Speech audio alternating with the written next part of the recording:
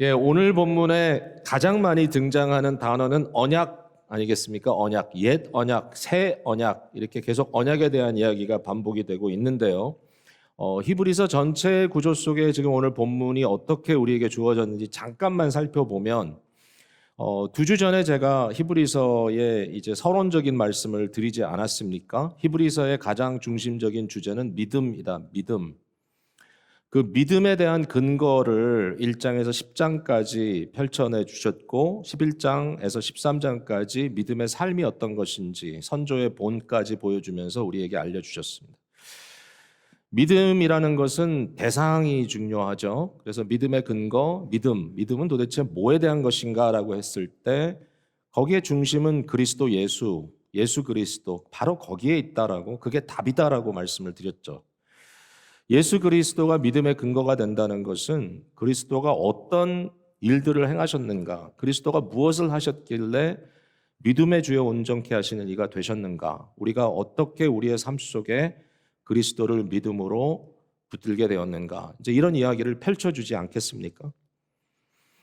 히브리서 1장에서 10장의 내용을 보면 크게 한 세 가지 주제가 등장을 하는 것 같아요. 같은 맥락으로 쭉 통합니다만 첫 번째는 시내산에서 이스라엘 백성들을 부르시고 저들을 새로운 당시에 이제 언약의 공동체로 불렀던 출애굽 사건 이후에 이제 요 내용을 다루고 있고요.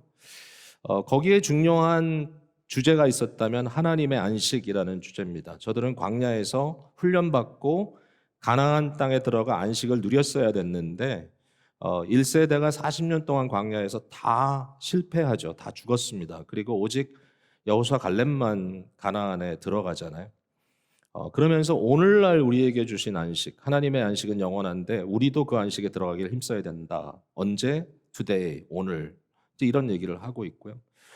그 언약의 실체를 들여다보니까 하나님의 말씀 앞에 섰을 때 벌거벗게 되고 뿐만 아니라 예수 그리스도의 대제사장 되심으로 인하여 은혜로 덧입게 되는, 벗고 입는 이런 가운데 진정한 안식과 자유를 누리는 우리의 삶.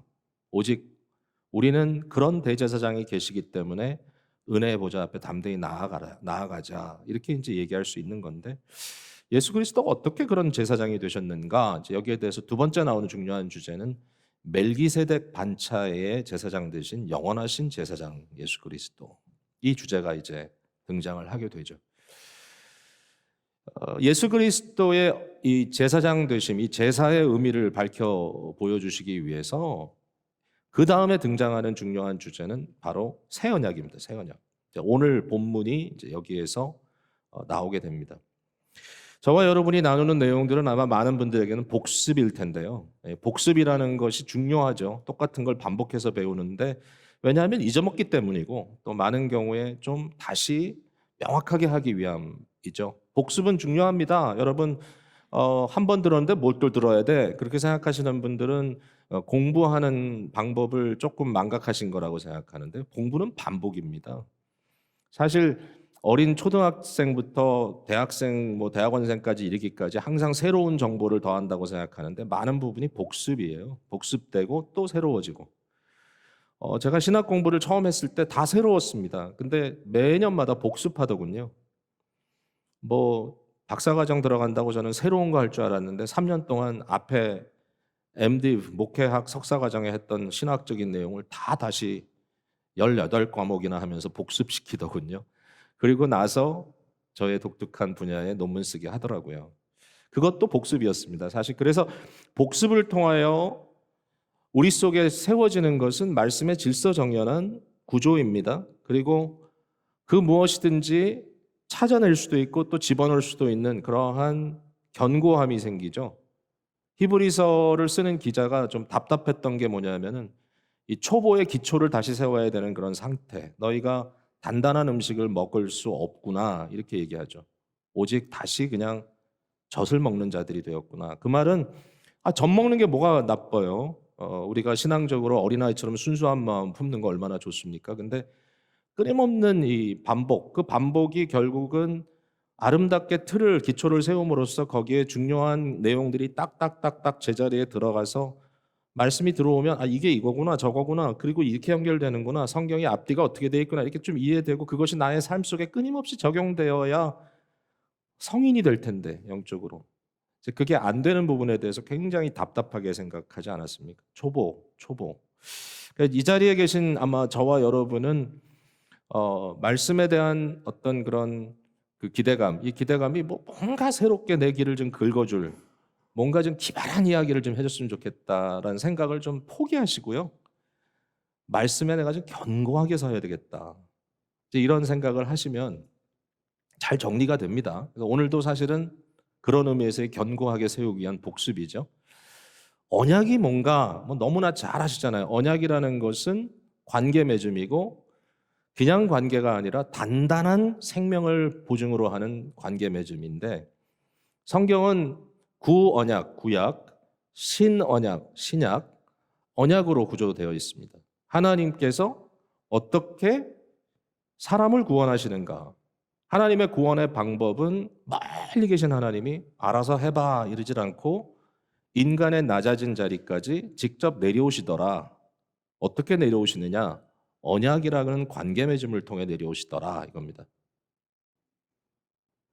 하나님께서 이렇게 말씀하십니다. 나는 너의 하나님이 되고 너는 나의 백성이 되겠다. 이 내 백성 된다는 게 보통 일이 아닙니다, 여러분. 호세아서에 보면 호세아가 애를 낳습니다. 그 아내가. 근데 아내가 음탕한 여인입니다. 애를 낳는데 보니까 내 아들이 아니에요. 아, 이렇게 황당할 수가 있습니까? 그래서 이름을 뭐라고 졌냐면 로 암미라고 이름을 졌습니다. 그 말은 내 것이 아니다라는 뜻입니다. 로, not, 아미, 내 백성. 그때 하나님께서 그 한 사건을 통하여서 말씀하시기를 이스라엘 백성들이 음란하여 영적으로 이 간음함으로 말미암아 나로부터 멀어지고 저들이 로암미 내 백성이 아니었지만 그러나 내가 남은 자를 세우고 뿐만 아니라 내가 부를 자를 불러 내 백성 삼겠다. 암미로 삼겠다. 여러분 결과적으로 오늘 우리가 이 시간에 거룩하신 우리 하나님을 나의 아버지라 부르면서 예배할 수 있는 이 현실은 사실 우리가 선택한 게 아니라는 게 성경의 말씀이거든요. 하나님께서 우리와 언약을 맺기 위해서 이런 수많은 일들을 해주셨고 그리고 결과적으로 그 하나님이 여러분을 내 것이라고 부르시는 겁니다. 여러분 하나님 나의 하나님 내가 부르는 것도 너무 귀하지만 그 하나님이 나를 너는 내 백성이야 라고 이름 불러가시면서 너의 이름을 내 손에 새겼다 하시면서 우리를 챙겨주신다는데 얼마나 감사한 일입니까? 여러분 저와 함께 언약 백성 되셨습니다. 근데 이 언약에 대해서 옛 언약과 새 언약이 구별이 됩니다. 이게 이제 오늘 본문 속에 등장하는 거고 사실 히브리서에 많이 널려 있는 내용입니다. 옛 언약과 새 언약 어떻게 구분할 수 있죠? 자, 옛 언약은 뭐냐면은 실제로 역사적인 현장에 하나님께서 구원의 모형을 보여주시는데요. 옛 언약은 이집트, 애굽이라고 하는 한 강대국에서부터 하나님께서 한 민족을 강한 팔로 끄집어내십니다. 지금으로부터 한 3,500여 년 전에 있었던 역사적 현실입니다. 하나님이 애굽에서부터 히브리 민족, 이스라엘 민족을 끄집어내실 때 왜 끄집어내셨느냐? 자기 백성 삼으시려고 끄집어내셨습니다. 이들이 애굽에서 어떤 삶을 살았나요? 애굽은 어떤 곳입니까? 애굽은 저들을 노예 삼았던 곳입니다. 애굽은 저들을 차별했던 곳이고 애굽은 저들의 인격을 짓밟았던 곳이고 애굽은 저들을 생산하는 기계로 만들었던 인격, 인간성, 인간다움, 인간의 존엄성, 하나님의 형상으로 지음받은 인간으로서 마땅히 누려야 할 것을 누리지 못하는 지극히 기계화되고 멸시천대받는 사람들이었습니다. 하나님이 그 사람들을 택하여서 빛의 나라로 끌고 오십니다. 어둠에서부터. 시내산 앞에 세우셨습니다. 그리고 그들 앞에 하나님은 빛으로 나타나셨고 그들에게 빛을 비춰주셨습니다. 너는 이제 나의 백성이다. 내가 너희를 애굽에서 불렀나니 내가 너희를 애굽에서 내 아들처럼 불러 모았나니 나는 너의 하나님이 되고 너는 나의 백성이 될 것이다. 출애굽기 19장에 하나님이 그렇게 선포하셨습니다. 그리고 그들에게 하나님의 백성으로서의 사인을 주셨던 거죠. 그걸 율법이라고 부릅니다. 율법. 구약의 율법이 어떤 역할을 했죠? 여러분, 율법이 좀 뭔지 몰라도 귀찮고 불필요한 것이다라고 생각하는 것은 성경 전체를 읽어내기인데 상당히 부족한 부분입니다. 율법은 완성된 것 아닙니다. 그러므로 그리스도의 온전한 법이 있는 거지만, 그러나 구약의 율법도 옛 언약 속에서 굉장히 make sense 하는 부분이 있습니다. 크게 두 가지인데요. 하나는 하나님의 백성으로 그들의 백성됨을 보여주는 어떤 마커예요. 사인입니다. 하나님의 백성은 어떤 존재인가? 그게 첫 번째고, 두 번째는 이제 화해의 방법인데요. 자, 첫 번째부터 잠깐 말씀을 드리면 그 안에 뭐가 담겨져 있냐면은 도덕률이 들어가 있습니다. 인간이 인간답게 사는 방법이죠. 십계명을 중심으로 해서 인간이 인간으로서의 하나님과의 관계, 인간과의 관계에서 어떤 것이 인간으로서의 이 존엄성과 인간의 인간다움이 드러나는 것인가? 이 십계명으로 표현된 도덕률은 너무나 위대하고 귀한 것이어서 오늘까지도 모든 세상 법의 기초가 되기도 하고 오늘도 모든 윤리의 기반이 되는 것이죠. 영원한 율법입니다. 영원한 도덕법.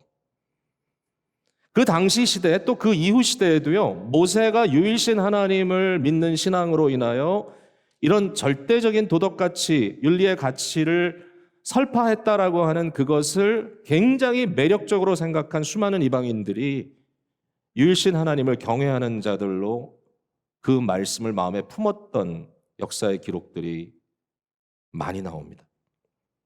위대한 것입니다. 이스라엘 백성들은 하나님께서 거룩한 백성으로 삼으셨고 저들은 세상이 타락하고 몰락할 때 너희는 그렇게 사는 것이 아니야 라고, 너희들이 지켜야 할 건 이거야 라고 말씀해 주신 거죠. 그것뿐만 있는 것이 아니라 그 다음에는 여러 가지 절기, 예식, 음식 이런 것들이 있죠. 이게 뭐죠? 당시 이스라엘 백성들과 다른 사람들을 구별해내는 방법이었어요. 할례 예식이 있었습니다. 외형적인 거지만 소위 말하는 언약 백성과 언약 백성이 아닌 자를 구별하는 방법이었어요. 이스라엘 백성들은 이것을 먹고 저것을 먹지 말라. 도대체 그게 무엇을 근거하는 것인가요? 이게 뉴트리션의 입장에서 어떤 무슨 사람의 건강의 입장에서 이건 당연히 먹으면 좋고 먹으면 안 먹으면 좋은 그러한 것을 구별해 준 것인가요?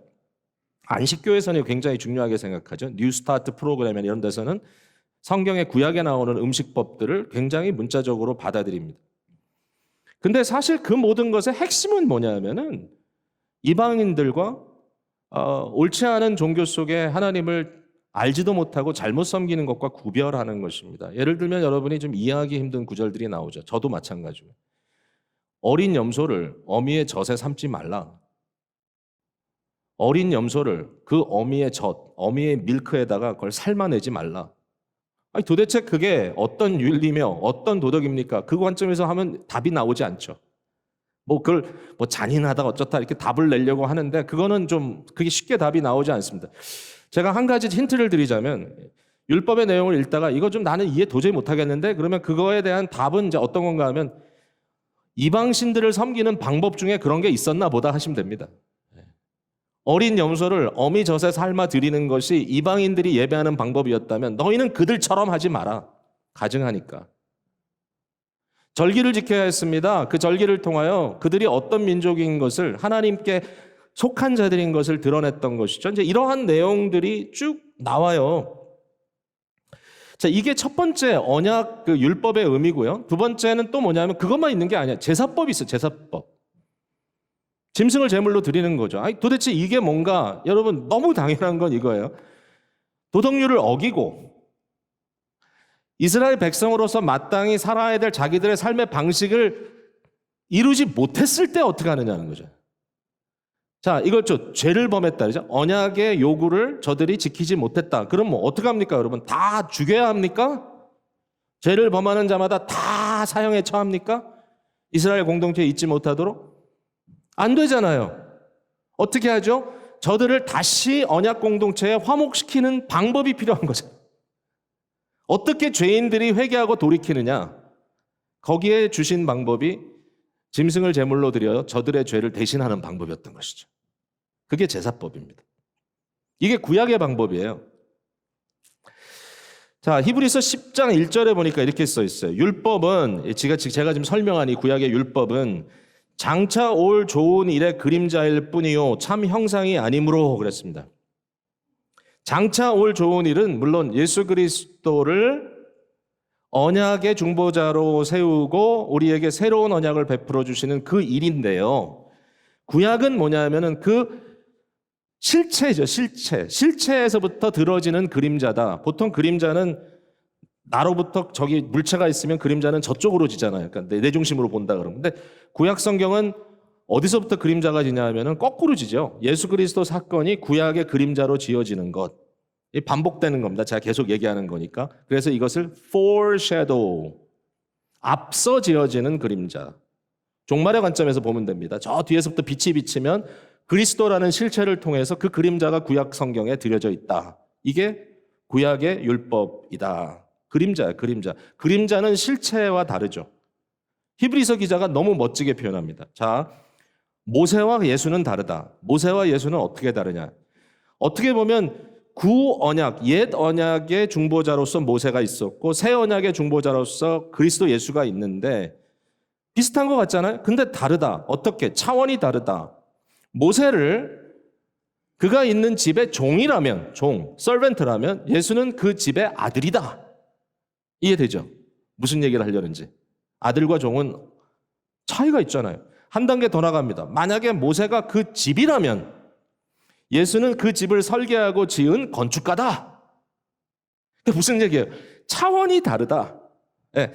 같은 일을 한 것 같지만 차원이 다른 일을 하셨다. 그래서 예수 그리스도를 새 언약의 중보자로 더 나은 모세로, 아니 진정한 모세로, true Moses, 모세가 해야 될 그 일을 완벽하게 행하신 분으로 우리에게 소개하고 있는 거죠. 예수 그리스도 안에 새로운 언약의 모습은 어떤가? 이 예수님께서 육체 이스라엘을 초월하는 새로운 영적 이스라엘을 부르신 것입니다. 오늘 읽은 히브리서 8장 본문에도 이 차이를 말하고 있어요. 구약의 애굽 땅에서 인도하여 낸 것과 다른 새로운 이스라엘을 부르신다. 10절에 보니까 주께서 이르시되 그날 후에 내가 이스라엘 집과 맺은 언약은, 그러면서 새 언약을 소개하는데 이 하나님의 백성도 이스라엘이라고 부릅니다. 근데 이스라엘은 육체 이스라엘이 아닙니다. 육체 이스라엘의 남은 자들과 하나님께서 마음껏 부르시는 모든 이방의 성도들이 하나의 이스라엘을 이룹니다. 이것을 우리가 뉴 이스라엘이라고 부릅니다. 새 이스라엘, 영적인 이스라엘. 거기에 우리도 포함되어 있습니다. 갈라디아서의 원리대로 하면 믿음으로 우리가 아브라함의 자손이 되었습니다. 육체적 자손이 아니라 믿음의 자손. 저와 여러분을 새 이스라엘이라고 부릅니다. 한번 여러분 따라해 보세요. 나는 새 이스라엘이다. 나는 영적인 이스라엘이다. 그러니까 그렇게 이해하면 성경이 풀리기 시작합니다. 아, 이게 백성 이스라엘 얘기가 아니라 영적으로 새롭게 만들어 가시는 뉴 이스라엘에 대한 이야기구나. 예수님께서 우리를 불렀습니다. 어떻게 불렀습니까? 우리에게도 출애굽이 있었습니다. 우리 기쁨의 교회 요절 넘버 1 베드로전서 2장 9절 오직 너희는 택하신 족속이요 왕 같은 제사장들이요 거룩한 나라요 그의 소유가 된 백성이니. 여러분 다 잊어버리셨습니까? 이 정도 되면 따라서 하셔야 되는데 이는 너희를 어두운 데서 불러내어 그의 기이한 빛에 들어가게 하신 그 덕을 선포하게 하려 하십니다. 맞죠? 맞죠? 여러분 여기 나오는 오직 너희는 택하신 족속이요 왕 같은 제사장들이요 거룩한 나라요 그의 소유된 백성이, 이것은 출애굽기 19장에 나와 있는 말을 그대로 따왔습니다. 구약의 이스라엘이 시내산 앞에 섰을 때 그들에게 이 말씀을 하셨다면 이제는 땅에 속한 산이 아니죠. 우리는 어디에 갔다고요? 히브리서 이제 나중에 볼 겁니다. 어디에 갔다고요? 하늘 예루살렘, 하늘 시온성. 오늘도 우리가 예배의 현장은 여기가 아닙니다. 우리가 육신적으로는 이곳에 있지만 영적으로 믿음으로 오직 진정한 성전이신 하늘 성전에 올라가서 그 시온산, 하늘 시온산에서 하나님 앞에 섰습니다. 거룩하신 하나님, 언약의 하나님이 믿음의 눈을 가진 우리들에게 나타나셔서 오늘도 말씀하십니다. 나는 너의 하나님이 되고 너는 나의 백성이 되리라. 우리를 새 이스라엘로 이렇게 부르신 겁니다. 자, 그렇다면 뭐가 달라졌나요? 예레미야의 예언에 의하면 이런 달라짐이 있습니다. 여러분, 첫 번째는 구약의 이스라엘은 돌에 새겨 있는 법을 지켜야 했습니다. 돌비. 근데 신약의 이스라엘, 오늘 새 이스라엘은 마음에, 생각에 새겨진 율법, 마음에 새겨진 도덕법을 따라갈 수 있습니다. 이게 뭐냐? 성령께서 저와 여러분의 마음을 거듭나게 하시고 우리의 양심을 일깨우시고 우리 속에 하나님의 법이 마음에 새겨지게 하셨다. 내면화된 하나님의 말씀. 밖에 써 있는 것으로 끝나는 게 아니라 끊임없이 하나님의 말씀과 함께 교통할 때 말씀을 통하여 성령은 그의 숨을 우리에게 내쉬시고 우리 안에 계신 성령께서 함께 연결시켜서 말씀과 성령의 끊임없는 인터랙션 속에서 우리의 마음에 하나님의 말씀이 쓰여진다. 이거 신기한 얘기죠. 여러분 믿으시기 바랍니다.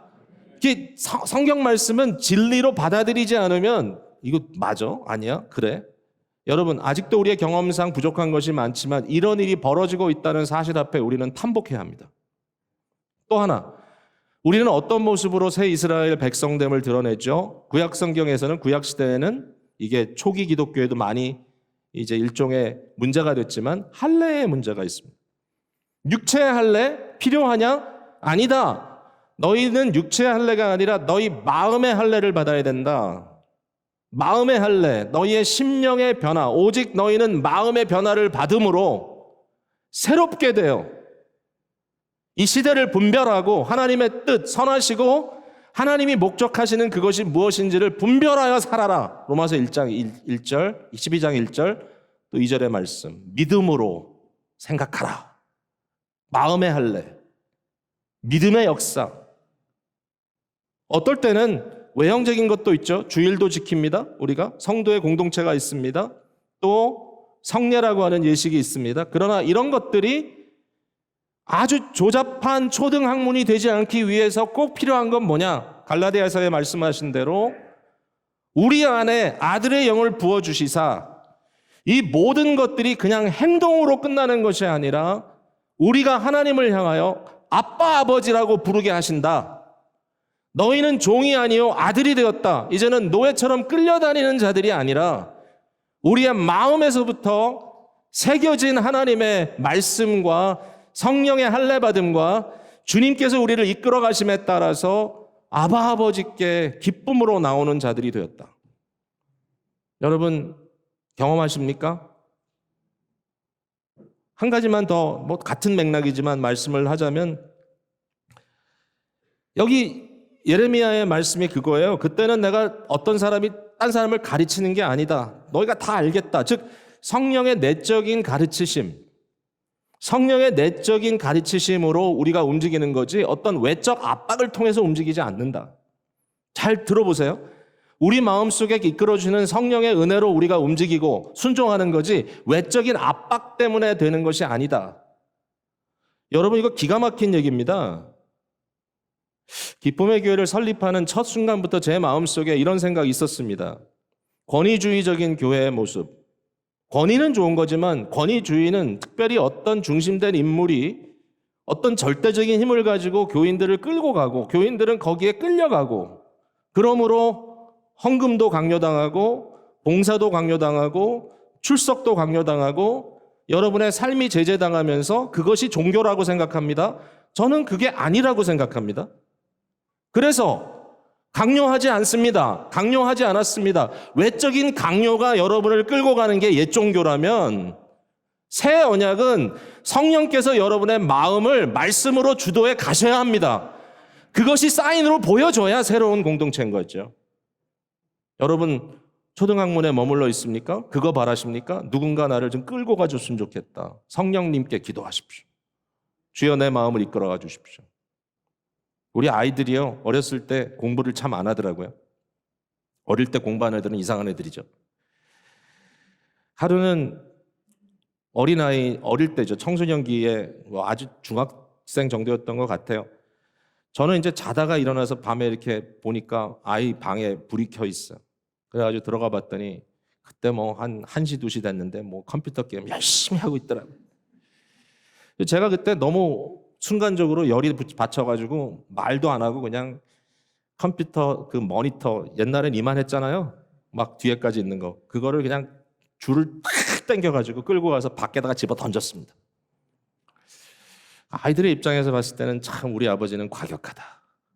아버지 왜 저럴까? 무식하다. 이럴지 모르겠지만 그 순간에는 그게 제 나름대로 굉장히 논리적인 행동이었습니다. 지금 생각하면 웃겨요. 나중에 좀 아까웠지만 어쨌든 근데 시간이 지나니까 애들이 대학 가더라고요. 그리고 지금 직장 다니거든요. 근데 이 아이들이 직장에서 일하는데 요새 집에서 일하는 경우 있잖아요. 집에서 일하는 모습을 이렇게 들여다보면 전 뭐 하는지 도저히 모르겠어요. 앞에 놓고 막 이렇게 하는데 하루 종일 일해요, 정말. 집에서 있는데도. 여러분 아시잖아요. 제가 아들한테 물어봤어요. 재밌냐? 그랬더니 너무 놀랍게도 먹고 살기 위해서 해야 되죠. 이렇게 답을 안 하고 재밌대요. 재밌대. 오, 그러시네. 여러분, 다 그래요. 우리가. 그러니까 어느 순간에 그 일이 internalized. 그것이 재밌어지고, 그것이 즐거워지고, 이게 어른이 된 겁니다. 끌려다니는 것이 아니라 내가 움직여지는 것. 왜? 내 안에 성령의 동기가 주어져 있기 때문에. 그게 새 언약입니다. 얼마나 감사해. 여러분, 정말 기가 막혀요. 제가 생각할 때 기가 막혀요. 팬데믹을 통해서 사실 교회가 좀 이렇게 일종의 좀 시험을 겪지 않았습니까? 근데 제가 성도님들이 알아서 하는 모습들을 보게 됐어요. 그때 제가 정말 마음의 자유함을 느꼈어요. 성도님들이 알아서 하시는구나. 물론 그냥 자기가 알아서 한다는 게 아니라 이 교회는 성령께서 묶으신 공동체구나. 성령께서 움직이시는구나. 여러분, 이게 성령의 역사입니다. 억지로 가는 게 아닙니다. 자, 여기까지 하면 이제 중요한 얘기를 많이 했지만 히브리서에서 강조하고 있는 것은 그렇다면 제사의 문제입니다. 좀 전에 얘기했죠. 하나님의 백성이 어떻게 구별되느냐. 그 다음에 제사의 문제. 하나님께서 우리에게 주신 이 제사는 온전한 제사가 되었어요. 이건 빨리 지나갈 수 있을 것 같아요. 왜냐하면 우리에게는 온전한 대제사장이 계시기 때문에. 아론의 계보가 아닌 멜기세덱의 계보에서 반차에서 예수 그리스도가 영원한 제사장으로, 잠시 있다 없어지는 게 아니라 영원한 제사장. 이게 시편 말씀을 통하여 하나님께서 선포하신 것을 이 히브리서 기자가 너무 멋지게 끄집어내 가지고 예수님은 아론과 그 후손의 제사장이 아니고 예수님은 멜기세덱 반차에 세워진 영원한 제사장이다. 멜기세덱은 족보도 없어요. 어디서 온 사람인지도 몰라요. 어디로 갔는지도 몰라요. 멜기세덱이라는 말은 의의 왕이라는 뜻이고 그 사람은 살렘의 왕이라 그랬어요. 평강의 왕이에요. 아브라함이 그에게 11조를 드렸어요. 멜기세덱은 아브라함에게 떡과 포도주를 주고 그를 축복했습니다. 히브리서 기자가 얘기합니다. 우리가 분명히 알거니와 높은 자가 낮은 자를 축복하는 것이 아니냐. 아브라함 우리의 믿음의 조상이요 위대한 사람인데 그가 멜기세덱에게 축복을 받았다. 아브라함의 후손 중에 누가 있느냐? 레위인이 나오고 레위 후손에 아론이 나오고 아론의 후손에 제사장이 나옵니다. 예수 그리스도는 어디에 속했느냐? 아론에게 속한 것이 아니라 멜기세덱에 속했다. 족보도 없고 어디서 왔는지 어디로 가든지도 모르는 오직 하늘로부터 부름받은 진정한 대제사장 그리스도 예수. 그는 죽지 않으심으로 달릴 필요가 없다. 아론의 제사 제도는 대제사장 1년에 한 번씩 새로 뽑아야 되고 또 제사장은 죽기 때문에 바뀌어지고 그렇지 않는다. 세대가 지나고 시대가 지나도 예수는 어제나 오늘이나 영원토록 동일하시다. 이렇게 히브리서 기자가 외칠 수 있는 게 바로 예수님은 이런 분이라는 것입니다. 완벽한 제사장, 그 다음에 온전한 제물, 짐승의 피로 하지 않았다. 여러분 어떻게 짐승의 생명이 사람의 생명을 당합니까? 안 되죠. 구약의 제사는 예수 그리스도의 제사라는 실체가 있기 때문에 그림자로 보여준 것이지 그 자체가 해결하는 건 아니었던 것이죠. 알고 봤더니 예수 그리스도는 짐승의 피로 제사를 드린 것이 아니라 자신을 제물로 드림으로 자신의 몸과 자신의 피를 드려 그것으로 하여금 once for all, 단번에 영원히 효율성이 있는 제사를 드렸다.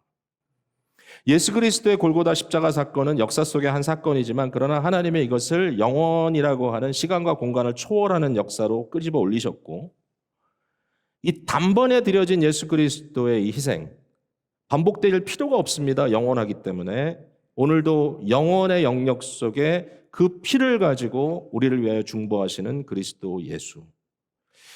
여러분, 구교와 신교, 소위 카톨릭과 개신교의 중요한 차이는 그겁니다. 바로 이 부분에 대한 이해인데요.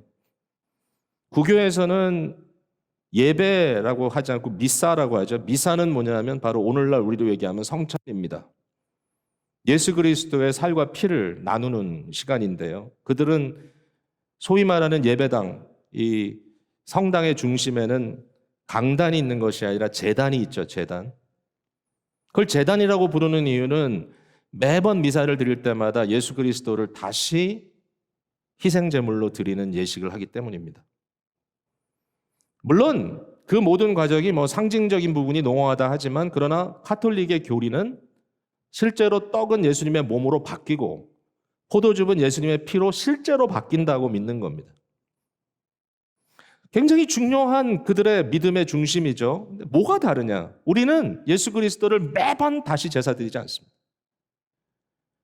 우리가 보이고 있는 십자가를 우리가 크게 달아놓지는 않습니다만은 더 이상 거기 그리스도 예수가 고난의 주로 매달려 계시지 않습니다. 왜냐하면 이미 그리스도는 자신을 단번에 주셨고 그리스도는 부활 승천하셔서 오늘 영광의 주로 계시기 때문인 것이죠. 그리고 그 고난을 반복하는 게 아니죠. 그 고난을 반복시킨다는 것은 안 될 일이라는 것이죠. 거기에 중요한 차이가 있어요. 예수님의 제물 대신 온전합니다. once for all. 그 다음에 예수님은 온전한 성소로 들어가셨습니다. 이 땅의 모형으로 만들어 놓은 것, 오늘 읽었지만 모세를 통하여 하늘의 모형대로 지어라 해서 지어놓은 성전이 아니라 하늘 성소 그 자체, 하나님의 보좌, 은혜의 보좌의 본질, 하나님 계심 그곳. 그러므로 예배의 장소는 건물이 아닙니다. 제가 항상 우리 멤버십 클래스 때 말씀드리죠. 예배의 현장은 어디냐? 믿음으로 하늘로부터 불러주시는 성령의 음성을 듣고 이리로 올라오라 했을 때 하나님의 보좌 앞으로 올라가는 것이다.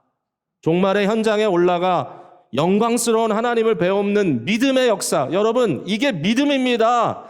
믿음은 위대합니다. 왜냐하면 사람의 눈으로는 도저히 보고 이해할 수 없는 것들을 믿음은 이야기하기 때문인 것이죠. 그게 하나님의 말씀의 역사입니다. 저는 하나님의 말씀은 진리인 걸 믿어요. 그 약속은 반드시 이루어집니다. 그렇기 때문에 믿습니다. 물론 진리라는 말씀을 우리가 어떻게 잘 해석하고 올바로 받아들이냐 굉장히 중요하지만 기본적인 전제는 하나님의 말씀은 역사적으로 객관적으로 주어진 그 말씀은 우리에게 진리로 주어주셨고 믿음으로 그 말씀이 우리 마음속에 합하여질 때 위대한 신앙의 역사들이 이루어진다는 사실입니다. 결론을 내릴게요. 적용을 합니다. 자, 몇 가지 중요한 적용이 있어요. 첫 번째, 다른 제사는 더 이상 없어요. 다른 언약도 없어요. 우리는 최종 마지막 때에 아들 되신 그리스도를 통하여 우리에게 오신 하나님의 복음의 말씀을 들었습니다. 다른 종교는 사실상 유효하지 않습니다. 다른 교리도 필요하지 않습니다. 여러분의 간지러운 길을 긁어줄 만한 뭔가 색다른 메시지가 어디서 나온다고 해도 여러분 크게 요동하지 마십시오. 여러분 번질 수도 없는데 이상한데 머리 디밀고 축복해달라고 그러지 마십시오. 여러분 마음속에 자꾸 이상한 것, 새로운 것을 갈망하지 마십시오. 더 나은 것 찾아다닐 필요 없어요. 여러분 아들이고 딸인데 왜 남의 집에 고아처럼 구걸하러 다닙니까? 여러분 아들입니다. 여러분 딸입니다. 여러분 마음속에 아들과 딸로서 당당하게 주어진 것, 이것이 하나님의 진리다라고 믿고 살아가시기를 바랍니다. 그 다음에 두 번째는 옛생활로 돌아가는 죄가 얼마나 심각한가를 알아야 되는 것이죠.